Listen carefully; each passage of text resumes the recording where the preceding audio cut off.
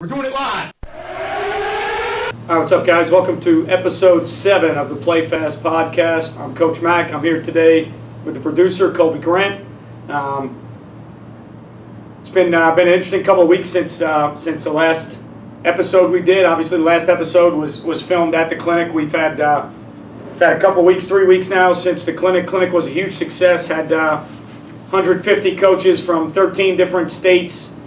We had our vendors there, so we had Baker Sporting Goods and Dome Sports were the two major sponsors. Dome Hats, I'm sorry. Baker Sporting Goods and Dome Hats were the two major sponsors, and then Score Fundraising.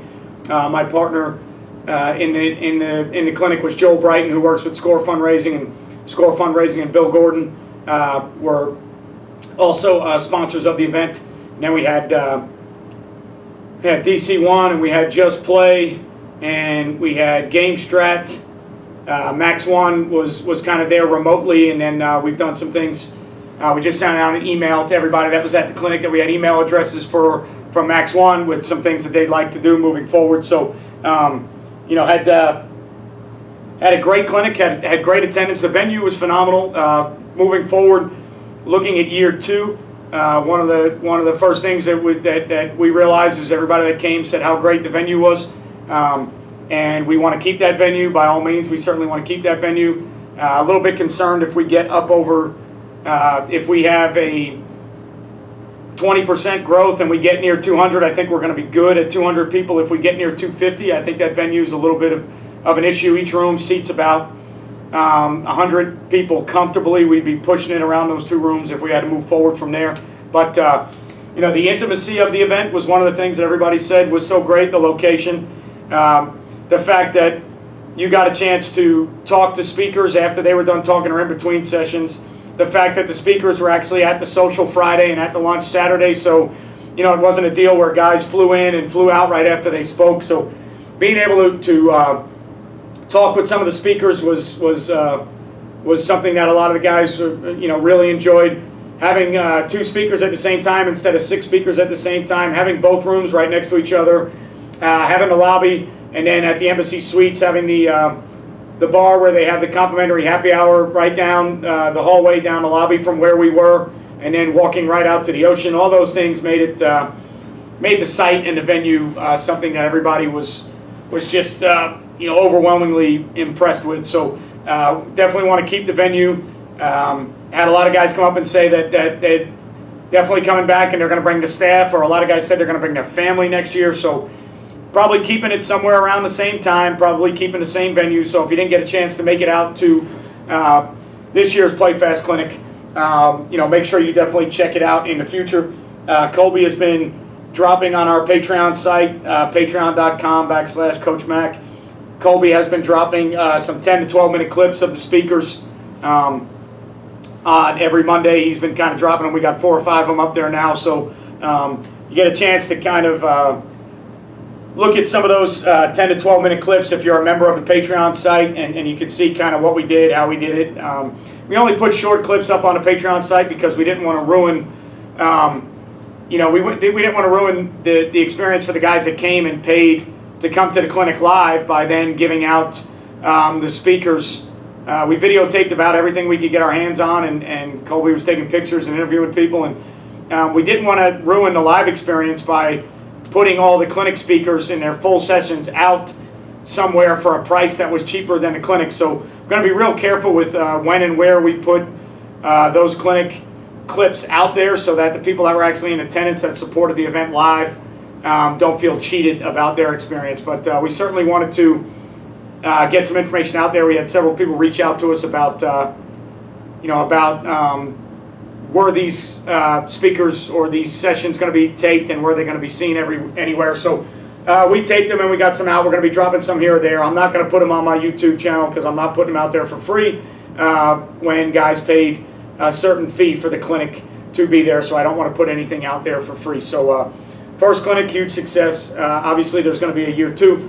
Got through it pretty much, without too many glitches or hitches. A couple expected problems that we knew we'd run into, but as far as registration and all the speakers being there and everything running relatively on time and everything going good with everybody's rooms and all the stuff at the hotel. It was surprisingly smooth. I was impressed with how smooth it was able to run. And when you put something on for a first time, there's a lot of unknowns and there's a lot of things that you're not really expecting or that you didn't think about. And to get through the whole thing the first time and be able to understand where your issues were and what you need to do moving forward, and then to be able to give yourself some leverage in the business world. Now knowing how many coaches you had, how many rooms you booked, when you're talking to sponsors and you're talking to people about what you want to do next year, and when you're talking to a hotel, you now have some leverage moving forward in the business world. So, it's just really, it's a really good feeling now, knowing that we got out of it everything we wanted to get out of it and then some, knowing that it went relatively smooth, knowing that people loved the location and the venue, and knowing that the speakers did a great job representing PlayFast football, which I knew they would because we selected them all. So we really didn't have I didn't have any worries about that, but they all did a great job. And now you got to move on and start looking at year 2. So just like these podcasts that we're doing now, and just like stuff that I'm doing on Patreon, always trying to move and build forward and continue growing with what we're doing with PlayFast football and continuing to take the product to another level. So, all in all, great clinic. 3 weeks out, good to get some downtime to kind of decompress after the clinic and think about what you want to do. And now we're almost, after 3 weeks, or a month after the clinic, you almost want to start thinking about what you're going to do next. So it's almost time to start planning next year's clinic, which is kind of crazy, but that's just the way the world goes. So, Colby, as far as your experience, first football clinic ever, what did you expect? Is it what you expected? Was it different than you expected? I would say it was a good experience, I would say. And I think it was better for me not being a football guy, going there, meeting people. Everybody I met was really nice. And I mean, even sitting in some of the sessions, it's kind of like you don't have to really be a football guy to actually get what some of the coaches were saying. Yeah, I mean, some of the guys were talking about leadership, and some of the guys were talking about, organizations and family and character and faith. And so, there's something in there for everybody that you don't necessarily have to be a head coach on. When they get into the X and O's, sometimes you might get lost if you're not a coach. But, when you're running around taking videos, and for you it was the first year just like it was for us, and it was kind of like, hey, Colby, do your thing. Whatever you do, I trust what you're going to do. Interview, whatever you want to do, video, and did a lot of your ideas that you had come out as planned? Did anything go better than planned, or did anything go kind of, I didn't expect that? I will say I was very overwhelmed afterwards, just because of the amount of pictures and videos that I did. Yeah.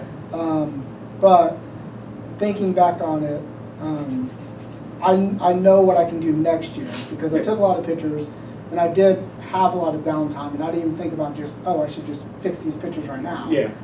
So like next year. When you've never been to one and you don't know what the schedule is, and you don't know. And you don't want to miss out. You don't want to miss out on anything, and then you got when you see something, you got all these ideas like, oh, it would be neat to do this and neat to do that. And so now that you get the first one in, I think you kind of have a better idea going in, and you're relatively new to the editing side, kind of. It's something that you've that you took an interest in, and you do a good job with it. So you get a lot of these ideas and things that you think, but when you've never been to a clinic, you don't know how much time you're going to have. Yeah. I don't know if this is going to work or it's not going to work, but I don't know if it's going to look good or not. That's why I always. On the lighting, we didn't know about the lighting. We didn't know about our cameras. Obviously, moving forward, from a business standpoint, we want to get some better cameras.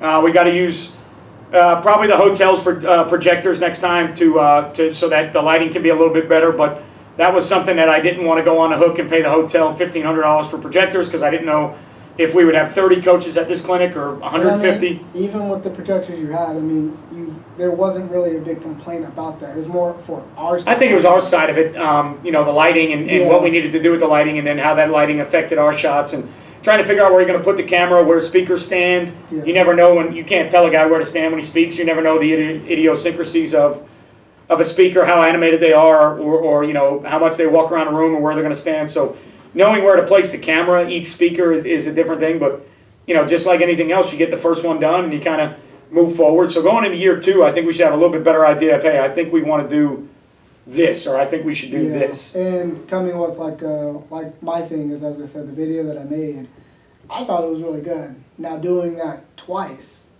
and just trying to come up with a better idea of what it would look like would be difficult for me. And granted, I mean, when I'm there, it just randomly turns on. So I think all in all, I thought it was really well. I mean, people always ask, like, how was the clinic? I'm like, he had more coaches than he expected. Like, I've really never asked you, like, those type of questions because I was like, no, we really didn't have I was just like, hey, I'm there. I know what I'm doing. We had demographics and analytics off YouTube and Twitter, but until people actually register, you really don't know how many people you're going to have. So I knew what I thought we could do. With SCORE fundraising being in a lot of schools in Northeast Florida and Southeast Georgia, I had an idea what I thought we can do. But when you're sitting on registration and waiting the whole time, you really have no idea what's going to go on until people register. So, I thought it went pretty well. I thought the videos were great. I thought the ideas of the videos were great. But in a business like this, especially when you start doing podcasts and videos and things of that nature, you really need customer feedback to know what people would want, whether it's a podcast that you're doing or whether it's a video that you're doing. You're doing things that you think are a good idea, but it's really the listener and the customer that have to come back and say, hey, I want more of this or I want more of that. It's just like doing these podcasts. I have a million things I could talk about, but I really, I'm really at that, at the mercy of what people want to hear about. Yeah. There's things that I could talk about that I don't know if people really want to hear about. And that's something like, since you do have a big YouTube and Twitter following, is kind of just put a poll out. We started doing that on some of our recent YouTube stuff, started putting some polls out about the next videos, and I've always gone on comments and based off of comments what people want to see, what they like, what they don't like. But we'll keep moving forward. We'll keep kind of changing some things up here and there, and obviously, now that the clinic is behind us, we get a little bit more free time. And speaking of that, people always ask you all the time, what's your day like? What's your job like? So, for me, kind of what happens is, we get the clinic out of the way and things are a little bit of downtime and relaxed around the high school football world. And then as soon as that clinic was over, the next day we start off-season workouts and weightlifting team starts. And so I'm a weightlifting head coach as well, so I coach the weightlifting team here. So I've got kids in class that I'm working out, and I got kids that come after school. And we've got football players coming after school, and I have 2 assistant coaches that help me 2 days a week. The other 2 days a week, I'm kind of in there on my own. So, now I go straight from the clinic business into off-season workouts and weightlifting meets. We already had our first conference meet last week. So now we basically have a meet every Wednesday for the next 5 out of the next 6 Wednesdays. We have something going on. And then we have our districts in April. And then weightlifting districts are April 6th. State for weightlifting, the regionals are probably April 13th or 14th, and then state is probably April 20th or 21st, and then April 27th we start spring football. So never stop. Yeah, people kind of ask all the time, well, what do you do in the altar? What do you do when it's not in season? What do you do? Well, I teach 5 classes a day. I have all my weight training going on, which is football players and regular ed students, and I'm teaching 5 periods a day, and I've got off-season workouts and weightlifting team going on right now, and I've got weightlifting meets once a week. And then I'm building towards weightlifting districts and weightlifting regionals, trying to peak kids out for weightlifting districts and regionals. And then weightlifting state will be a week or a week and a half before spring football starts. And then spring football start on April 27th. And then when spring football starts on April 27th, we'll go through May 15th is our spring game against Bowles High School, which is a private school in Jacksonville that's known as one of the better programs in the area. They just played in the state championship game this past season. So got our hands full with the spring game there, but we want to keep moving the program forward and take on some new challenges. So, it's kind of like I get a little bit of downtime in December and you get to enjoy Christmas and a break. And then right after that, we had the clinic going on. 3 weeks after New Year, we had the clinic going on, and then it's right into off-season workouts and weightlifting team and meets. So, that's pretty much the life of a head football coach, at least in Florida, especially when you're coaching 2 sports and you're football and weightlifting. So, you just get right back into it. You get a little bit of downtime to kind of enjoy with the family. And then you get right back into it. So there's not a lot of off time. You got to enjoy your off time. So for me, this time of year when I get free time, it's all about golf mode for me. It's all about getting my golf game back and doing the things that I enjoy that during the football season I don't get to do. So, we talked about in previous episodes, we talked about the new handicapping system for anybody that's a golfer and looked at how that handicapping system was going to affect people. And I know for me, one of the things that happened was my handicap jumped up 2 or 3 shots. But that's also because I go through a stretch where in the spring leading into the summer, I play and I practice a bunch and I play a bunch of golf, and I have a lot of scores in, and a lot of those scores happen to get real low. They get around par, some of them get under par. And then when August comes, I won't post another score again until the middle of November, beginning of December. And the way the handicap system works is it doesn't take time off into account or an injury into account. Your handicap stays the same until you start posting scores again. So when you come back and you start playing again, so for me, when I come back and start playing again, end of November, beginning of January, into the beginning of the new year, I struggle to play as well as I was playing. I got to get back and practice again. I got to get on the course again. So I shoot some scores that are a lot higher. And what ends up happening is I'm playing to a handicap that's not showing up in the computer yet, because I still have all these low scores coming from the summer. And until I play enough golf in my new in my new skill level, where it's at currently, until I play enough golf to start posting scores to take scores away, my 8 revision scores that are in my handicap are always still low enough to keep me at a low handicap. And then if I play in any games at my local golf courses, I can't compete for the first month or so because I'm shooting scores that are higher than my handicap, but yet I have to pull points based off my handicap. So, it's a vicious cycle of unfortunately for me as a football coach, taking 3-4 months off, coming back to play to a handicap that I realistically cannot play to, and I know that I can't play to it, but the only way to get back to playing to that handicap is to play and to practice, and then to play in things that mean something. So to play in Friday or Saturday games at your local club, and we have a Stableford points game and a Skins game, and so I play in those things, and for about a month I'm getting killed, and then if I get partnered with anybody, I have to apologize because our team doesn't really have a chance to win because I'm minus my points because I can't play where I need to be. But then once I played enough rounds, so after about the middle of January, once I had about 10, 15 rounds under my belt, it started taking off all those. I had 3 rounds in the 60s over the summer, and those were holding my handicap down, and then I had a 71 and 2 72s and a 73, and so then I started coming out and shooting 80, 81, 79, and a lot of people think, well, how do you go from shooting 68 or 69 to shooting 80 or 81? Well, don't play for 4 months. So, don't play for 4 months. Forget everything that you were doing. Come back and play and get a couple shots in a hazard out of bounds. Can't make a putt. Your short game is bad. Next thing you know, it's 80, 81, 82. And when those scores finally get a chance to knock out, it's not even so much that those scores are never going to be on my revision. So my 80 and 81 and 82 are never going to go towards my handicap. But what they do is in your 20 most recent scores, they knock out some of the rounds from the summer. All right, and I know you're trying to follow all this, and you can't follow any of it, but just think about it from in math terms, from like mean and mode and average, and you got 20 scores in there, and it takes the 8 best scores from your 20, right?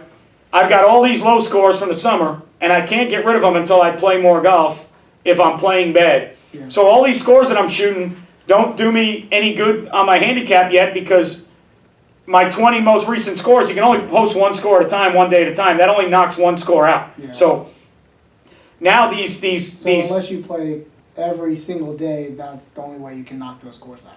Well, yeah, when you play a couple times a week, if you're retired or independently wealthy or a member at a club, whatever your day job is, if you play 4 or 5 times a week and you're constantly posting 5 scores, then every month you're going to have 20 recent scores during that month, and your revision is going to be your 8 best, the average of your 8 best scores that month. So if you do that year round in Florida where we live with the weather, you're going to play bad at times, but you're never going to play as bad as I do when I come back. So your handicap always stays right around. So when I left, I was right about a 1.2 handicap index, which, technically speaking, on a golf course, depending on the slope and the rate, you should be somewhere around par to 1 or 2 shots over or under par. You come back and shoot 80, 81, well, that's 8 or 9 shots over par. That's a 10-shot differential from your handicap. So, you're shooting 10 shots worse than your handicap. But until those scores get posted and until they become part of your revision, if they ever do, which mine won't, you're shooting those scores and you're playing to that level, but you're still competitively asked to play to a different level. So, it would be like in golf professionally, when guys turn 50, they can go play on the Champions Tour. Those guys can choose to play on the PGA Tour in certain events if they have, the qualification status to play. But if they go back and play with the guys on tour, they're asked to play the same courses from the same yardage and do everything the same as the guys on tour, even though they're over 50. Yeah. When they go play the senior tour, they're now playing courses that are a little bit more friendly, maybe not as long. So to me, it's kind of the equivalent of asking a guy that was playing. You're asking me as a low handicap to play to a low handicap, but my game is currently a senior tour status, and you're asking me to play on a PGA tour. So you're pretty much like, you get really good and then like everything starts and it kind of just like goes away. Yeah, so the way it works is like this time of year, like right after this podcast, on my way home, I'll go practice for an hour and a half. And every day that I have a chance in the afternoon, I practice for an hour and a half. And then I'm going to play at least one round on a Saturday or Sunday. Any holidays we get, I'm going to play around. So this time of year, beginning of February through probably August, I'm going to be playing my most golf, and I'm going to be practicing all the time. And I'm going to get, right now at my age, I can still hit it good enough. And I'm going to get my skills back to where my nervous system is still okay.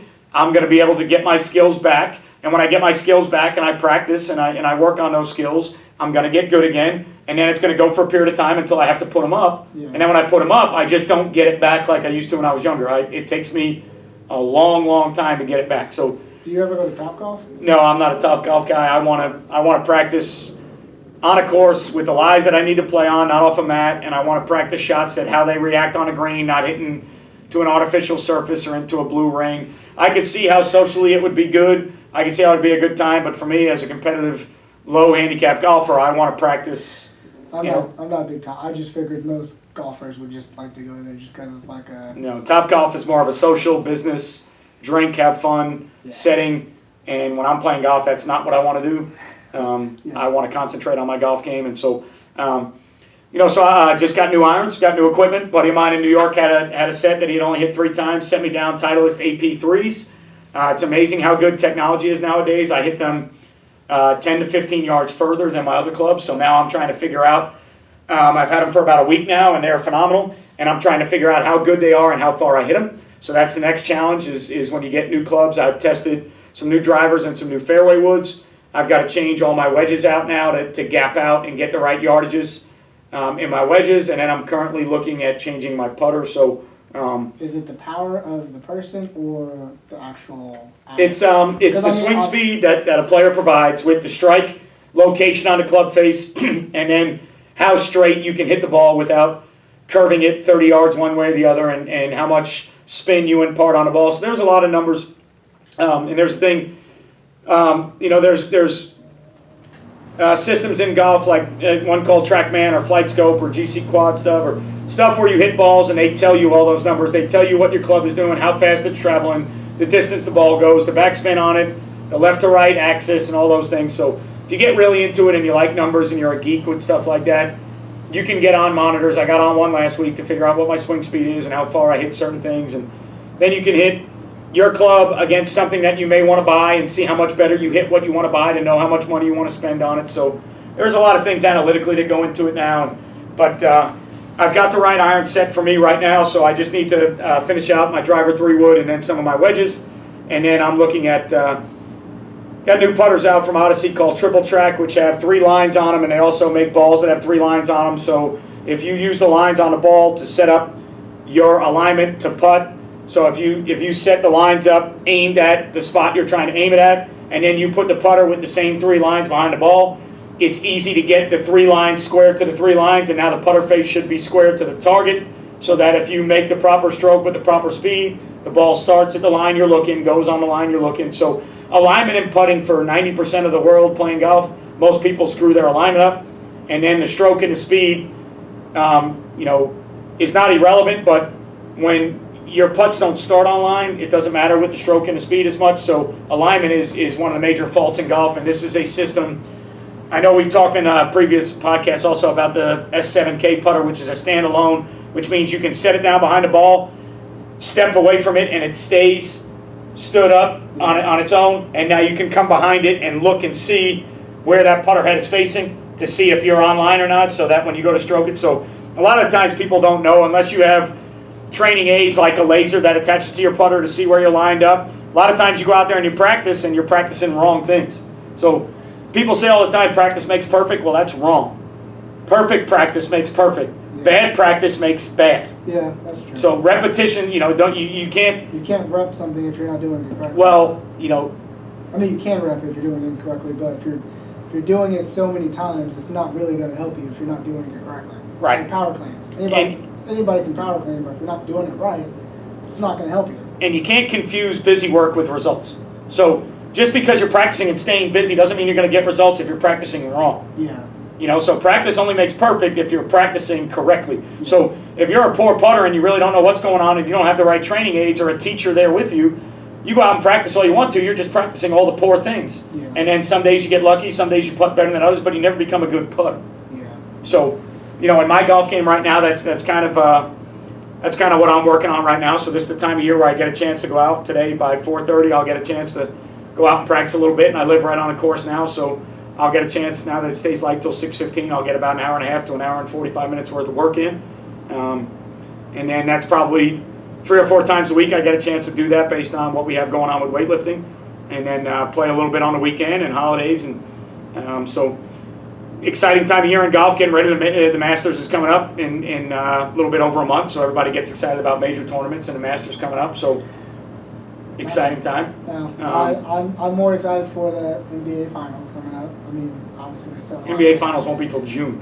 And they just had the All-Star game this weekend. Yeah, and then the NBA will go another 8 months. But it's in like gear mode now. Yeah, second half of the season you get a little bit closer. Yeah, but the second half of basketball season is way better than.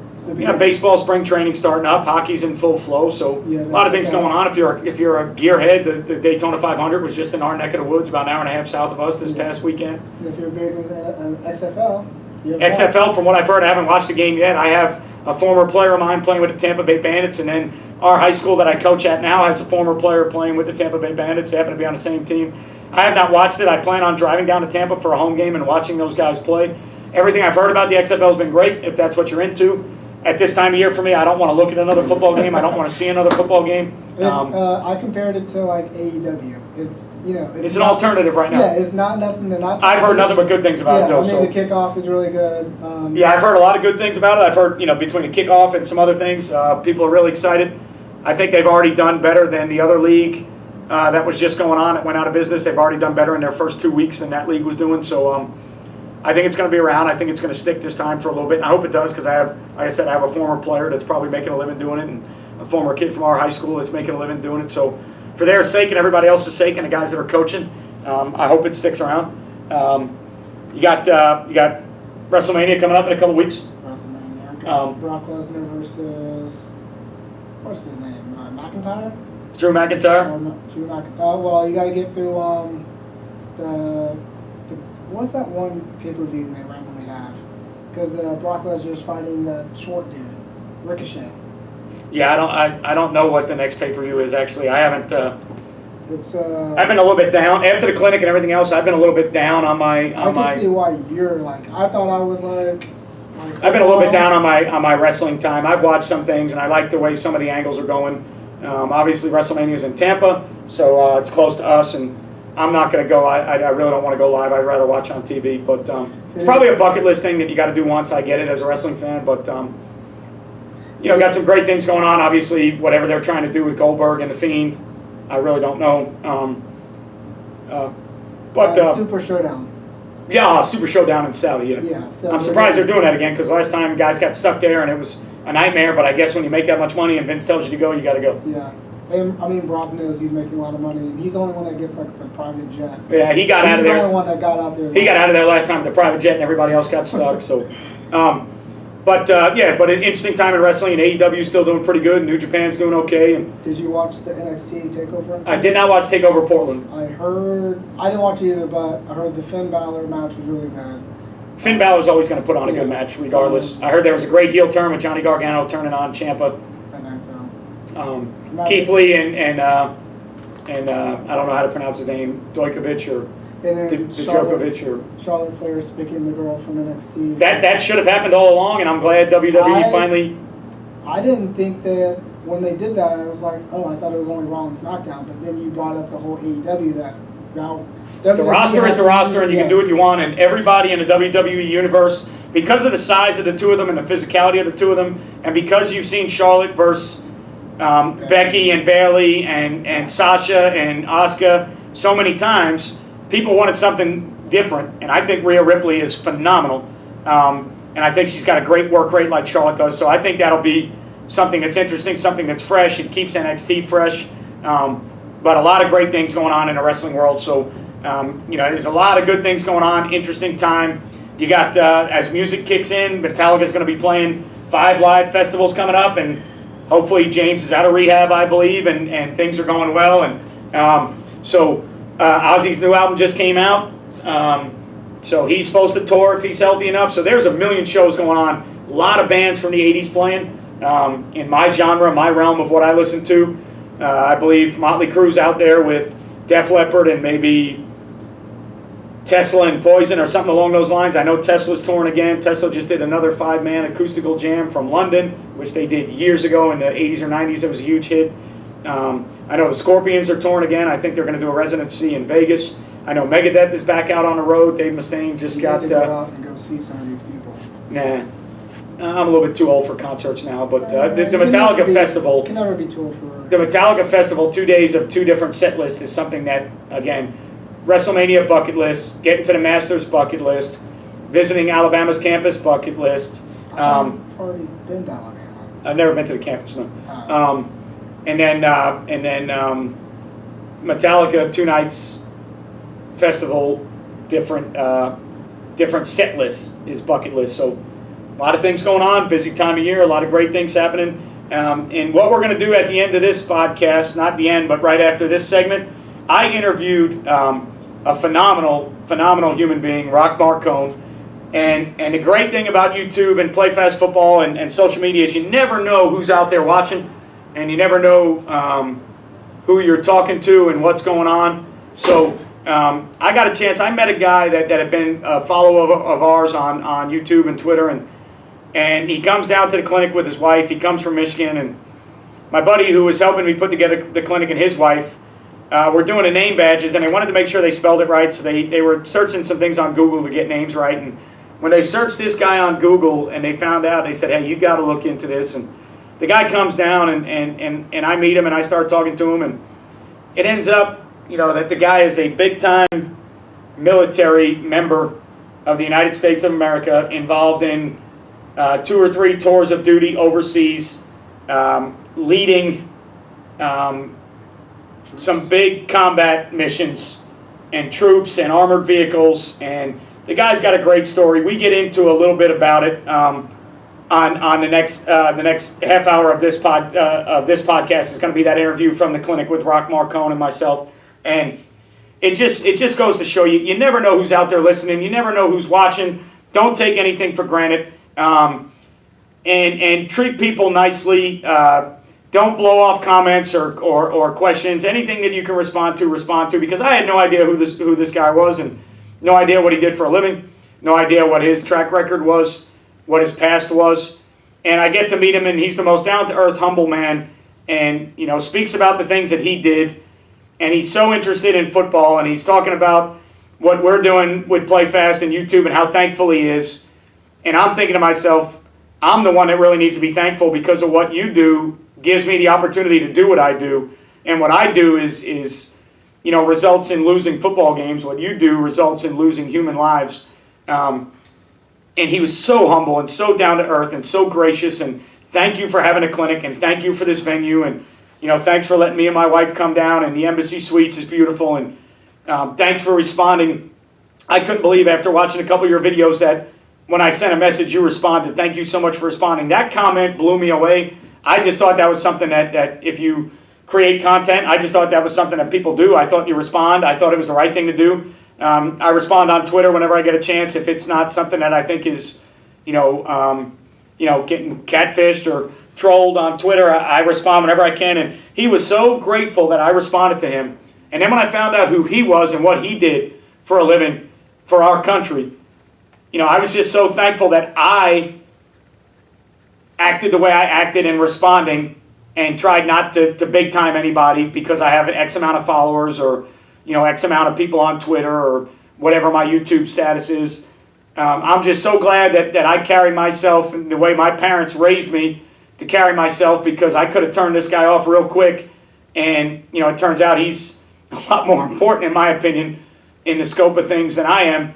And he was just so humble about what we did, and he loved the clinic, and he loved the fact that he got a chance to speak to some of the speakers that were there, and he got a chance to mingle and talk with them at the social, and just a great guy. So at the end of this segment here, I hope you appreciate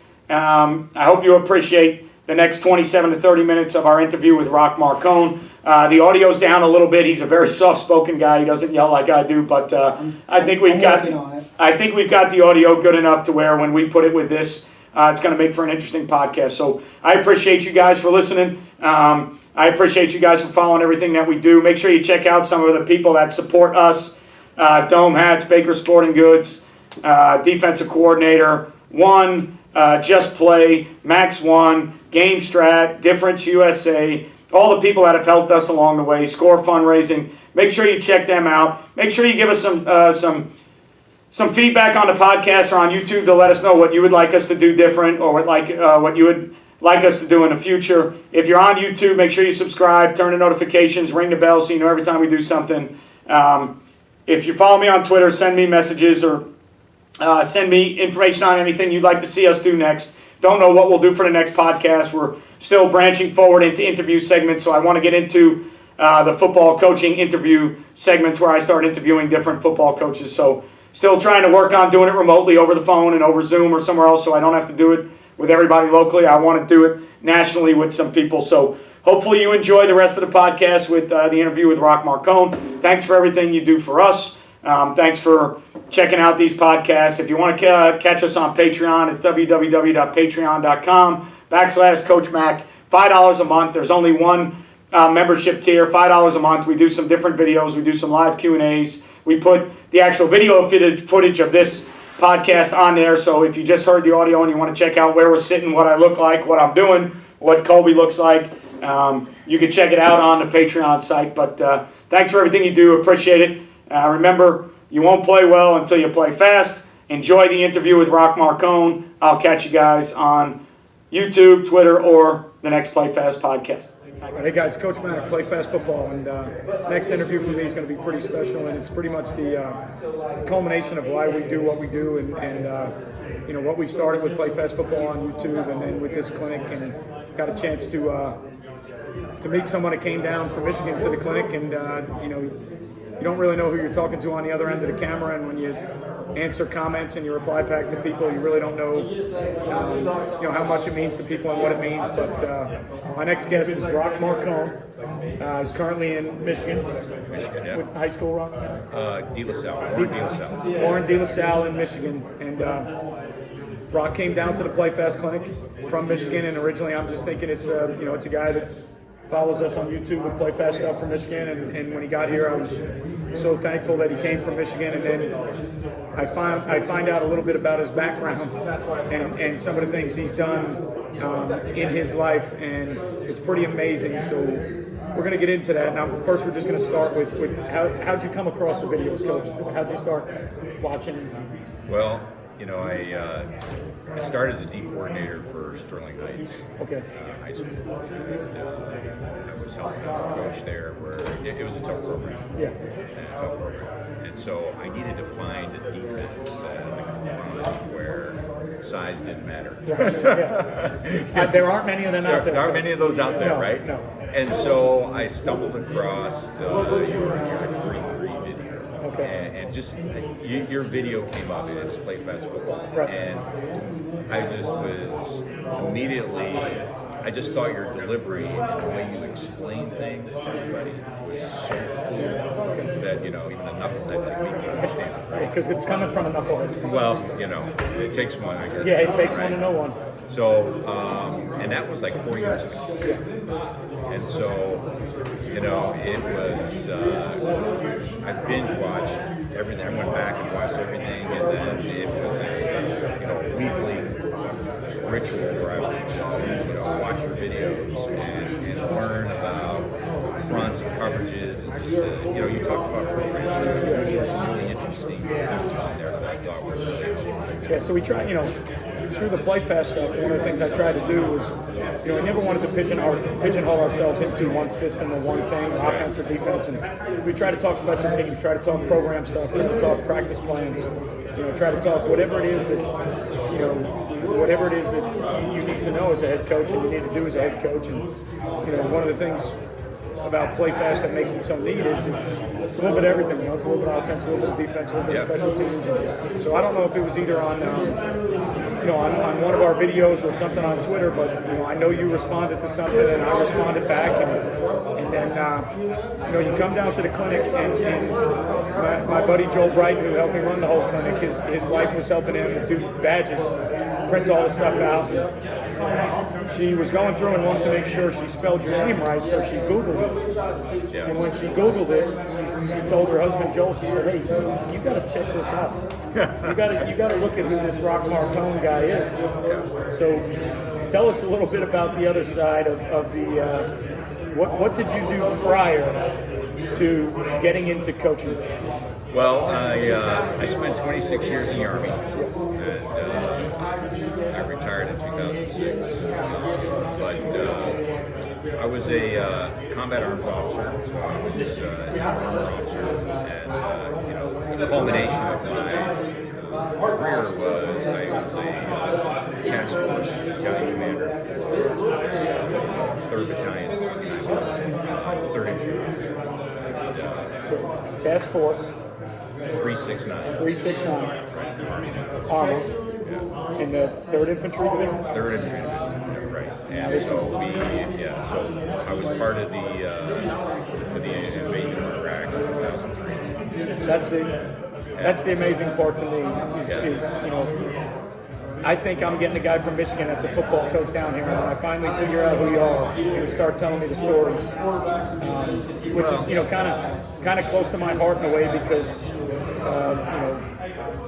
that time period with all the things. I'm from New York, right? So when all that went down with and I am too. So and you are originally from Rochester, yeah. So when all that went down, and I was down here in Florida at the time, but when I'm watching all that with the Twin Towers and what's going down and everything else, and it just obviously not only as an American but as a New Yorker, it just hits real close to home. I have people that work in that area, and you're trying to contact people to make sure everything's okay, and so after that you're with a division in Iraq. Well, yeah,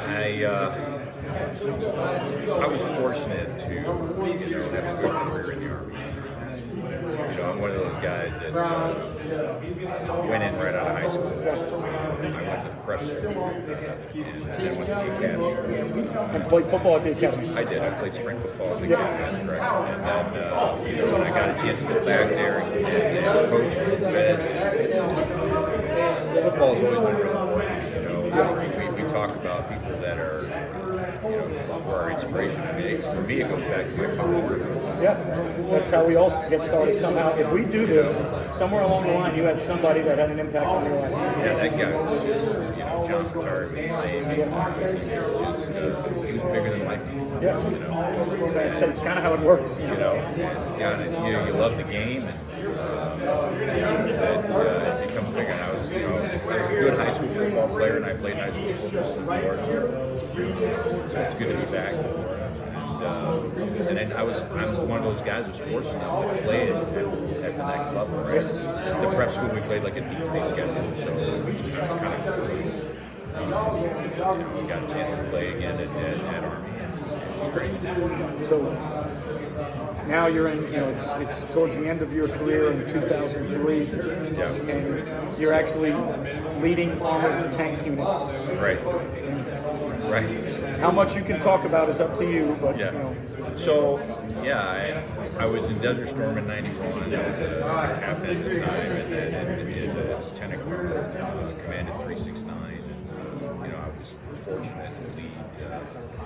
At one point, the task force got huge. Usually, they have these task force about 800 guys. But we were big because we were like the advanced guard, right? So we were the lead unit. Right. So we led the entire division. We led the entire 5th Corps. All the gap into seizing the bridge over the Euphrates and get the rest of the division across and attack back in. So we fought more battles, we killed more enemies, we took more prisoners. They fought 7 really good fights.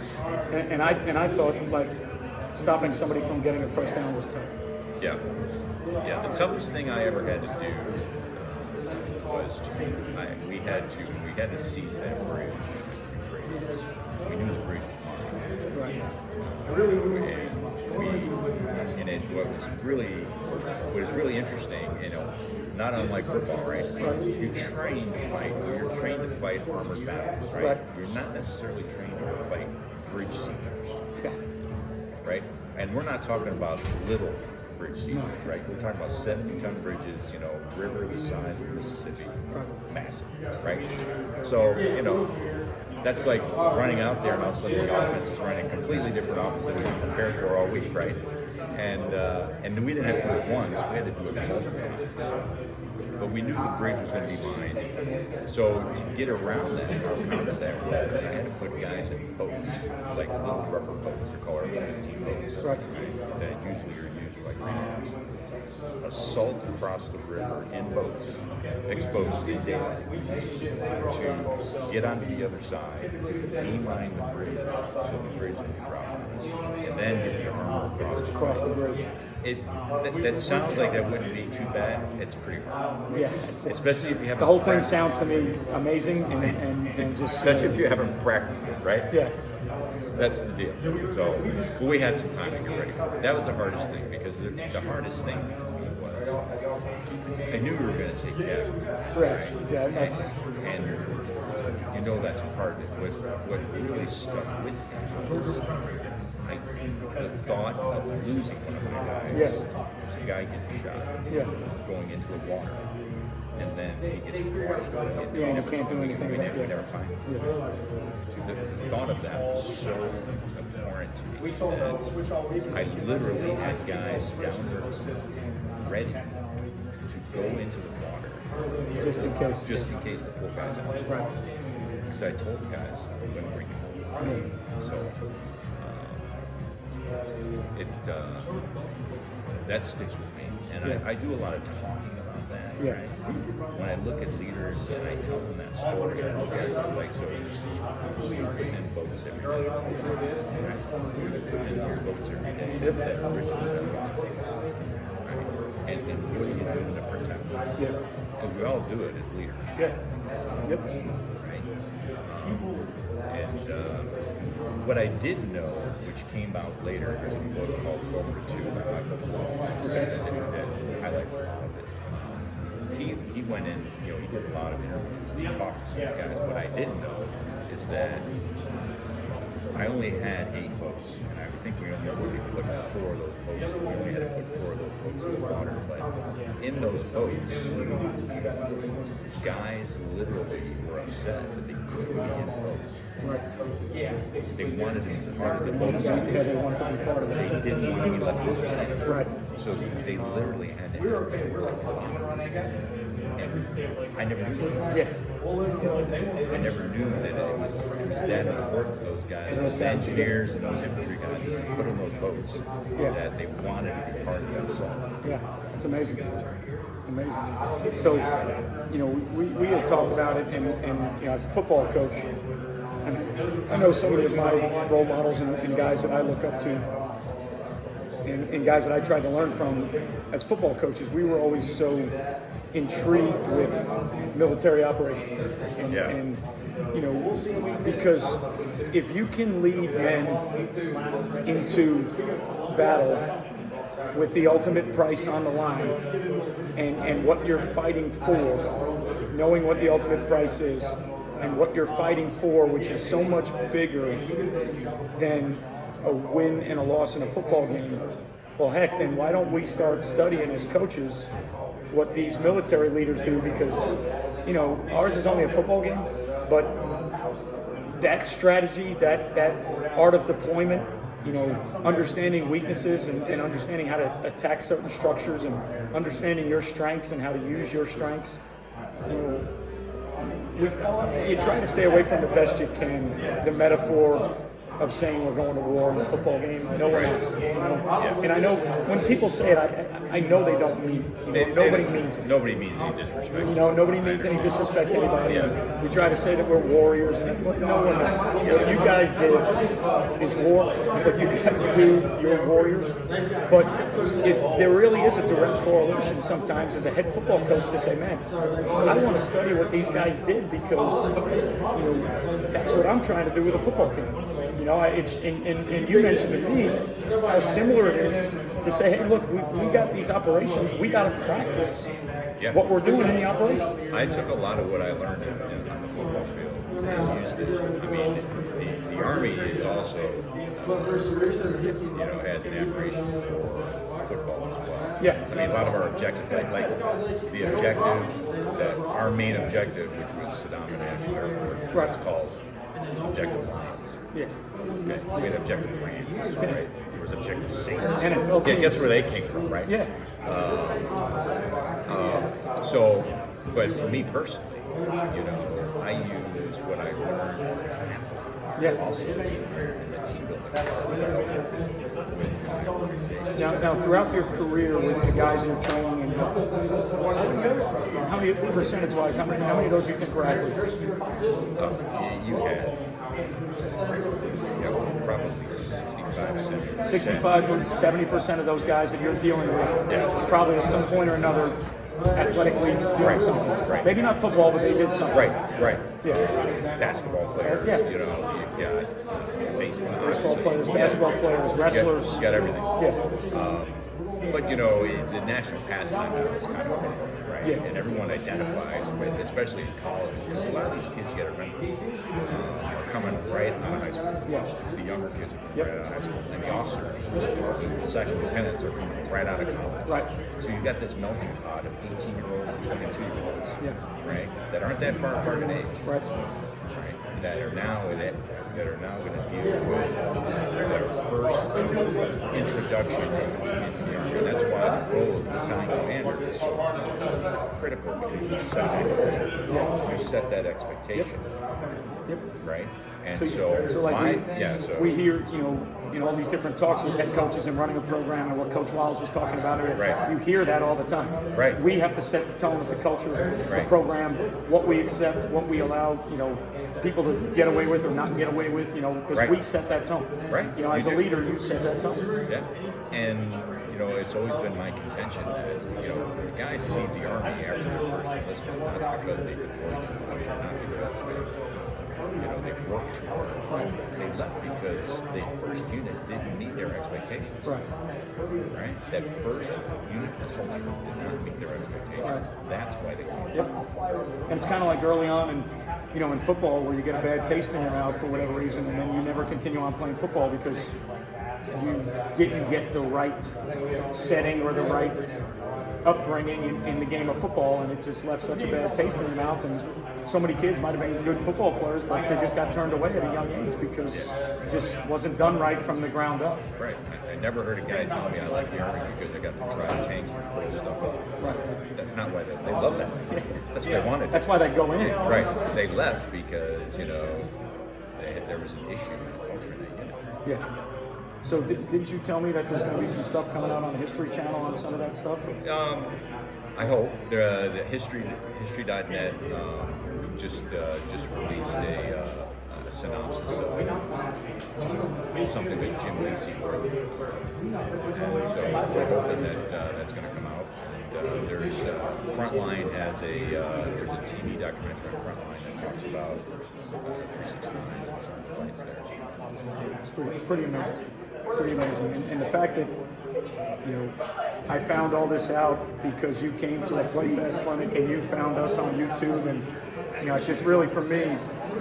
And once I found all that out, and we talked last night a little bit about it, and I said, man, I got to get this guy on a podcast because this is everything why I started doing YouTube stuff. The reach that you have in the game of football and the reach that I have on YouTube. You have no idea on the other end of that camera when I press record. I have no idea who I'm talking to. Yeah. And then you find out like these stories like this that are just amazing to say, hey, the fact that you started watching YouTube videos of what I'm doing, to me is mind-blowing, because what you did is why I'm allowed to do YouTube videos. You know, like what you did for a living, and the things that you sacrificed in your life give me the freedom to do what I do.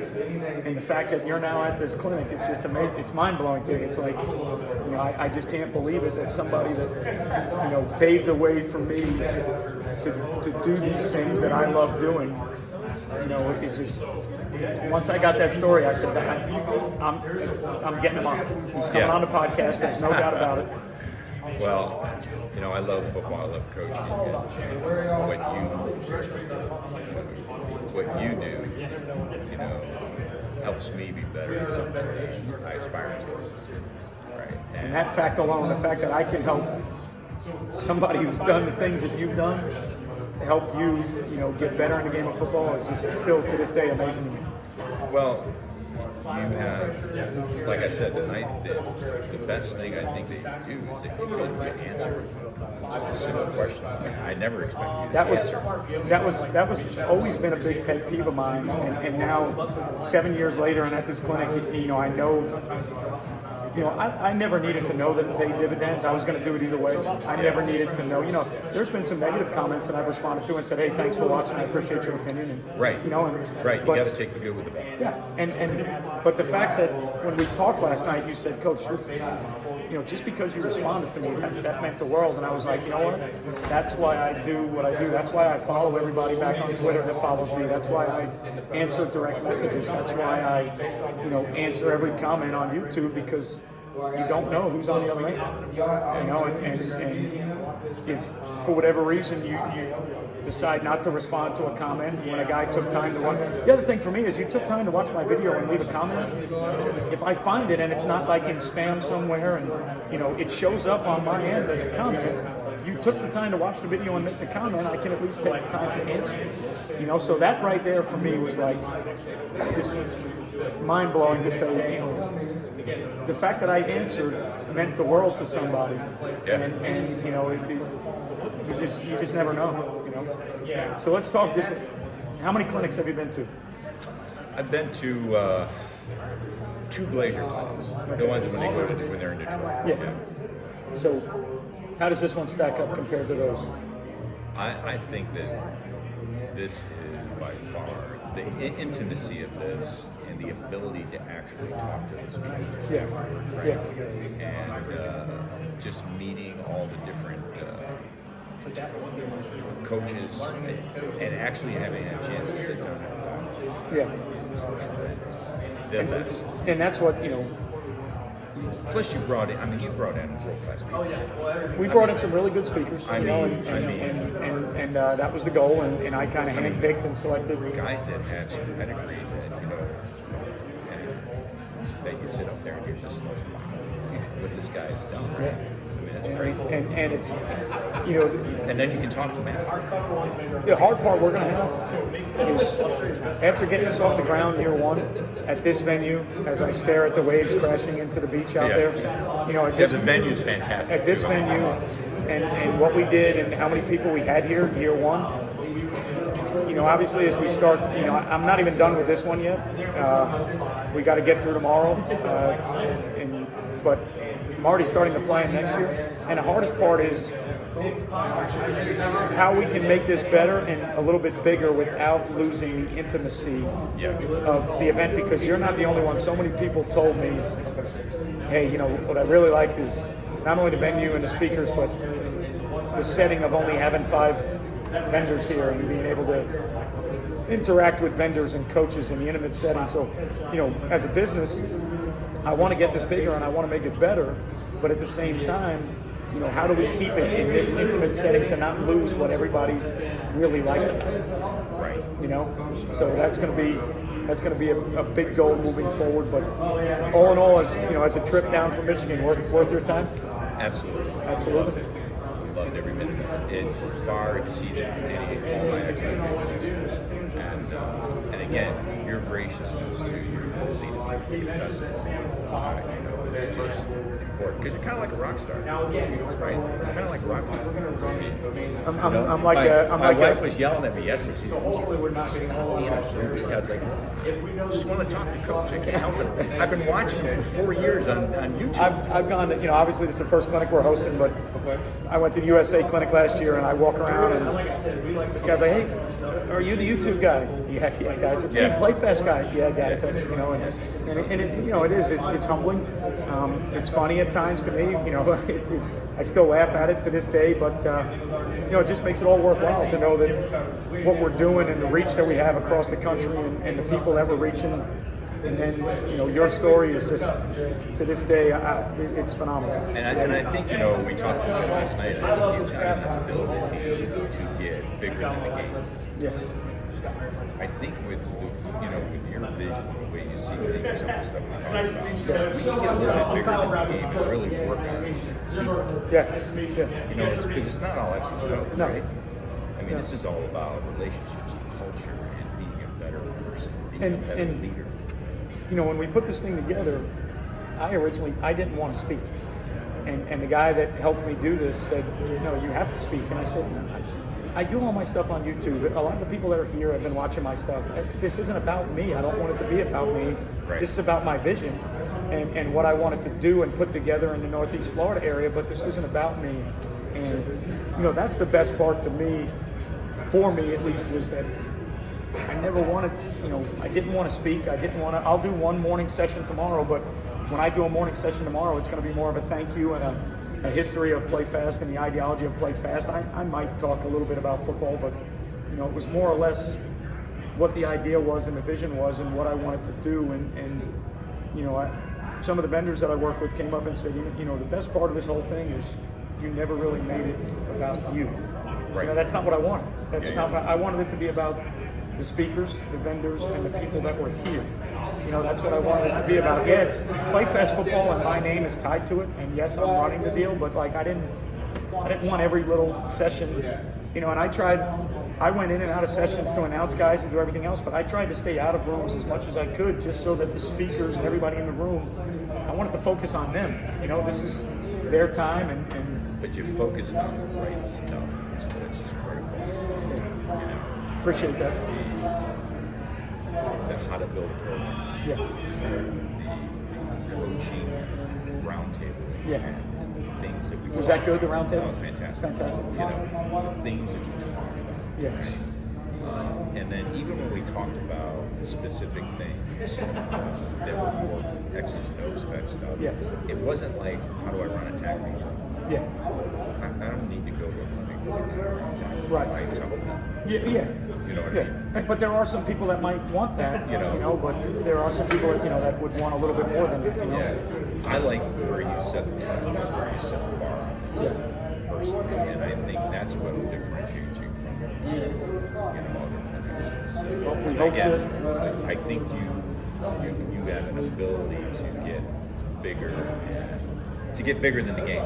Yeah, and that's what, like I said, throughout my career, I don't have any state championships. I've been to the third round of playoffs. I've been 1-9. I've been 9-1. I've done that all. At this point in my life, at 47, going on 48 years old, it's more about me giving back to the game and giving back to coaches and trying to take my kids and make them better people, better players. And if we win, that's great. But if we don't, at this point, I don't really think I need to win to get my message across anymore. I've done all that. And we're competitive. I want to win, but at the end of the day, we put together an event like this, and hell, the speakers are 100 times better than I am as far as a resume and everything else, but the message and the goal of what we're doing and what we're trying to do, I think, is the most important part. So to hear you say that, it means a lot to me. No, it's great. So thank you so much for coming down. I appreciate you. Thank you even more so for everything you did in your life so that I have an opportunity to do this. And hopefully we're going to do it again in the future, and you'll be at every one we do. And we've already talked about it, but I have a feeling you're going to speak at next year's clinic. You're going to do a leadership session on speaking about your background and taking guys to what it really means to be a leader, and hopefully you'll accept that invitation. I look forward to it. We look forward to it. So at this point, I haven't had a chance yet, but at this point, let's let's maybe go have a drink at the bar. That sounds great. That sounds great. Rock, thank you so much for everything you did. Thanks for being on the podcast. Thanks, Coach. Thank you, buddy, so much. Appreciate it. Thank you.